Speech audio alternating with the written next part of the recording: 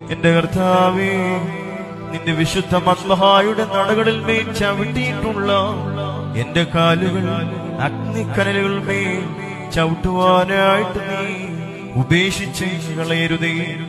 എന്റെ കർത്താവേ, നിന്റെ വിശുദ്ധാലയത്തിൽ ആത്മീയ സംഗീതങ്ങൾ നിനക്ക് പാടിയിട്ടുള്ള എന്റെ വായ് മിണ്ടാതിരിപ്പാൻ തക്കവണ്ണം നീ മൗനമാക്കി കളയരുതേ.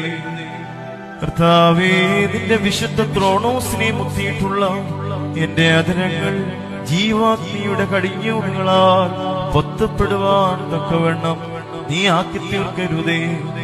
എന്റെ കർത്താവേ, പരമാർത്ഥികളായ ഈ ആടുകൾ നിന്റെ ഓടുവഴികൾ ചൊവ്വായി നടക്കാത്തതിനാൽ അവരുടെ കുറ്റങ്ങൾക്ക് വേണ്ടി നീ അവരോട് യാതൊന്നും പ്രതിപകരം ചെയ്യരുതേ. സങ്കടത്തോടെ ഞങ്ങൾ നിന്നെ വിളിക്കുമ്പോൾ ഞങ്ങളുടെ അപേക്ഷയുടെ പ്രാർത്ഥനയുടെ ശബ്ദം നീ കേൾക്കാതിരിക്കരുതേ. എന്റെ കർത്താവേ, ഞാൻ സകല മലിനതകളും കറകളും നിറഞ്ഞവനാകിയാൽ നീ പരിശുദ്ധനാകൊണ്ട് നിന്റെ വിശുദ്ധിയാൽ എന്നെ ശുദ്ധീകരിക്കണമേ. എന്റെ കർത്താവേ, ഞാൻ പാപിയാകുന്നു എങ്കിൽ നീ നീതിമാനാകൊണ്ട്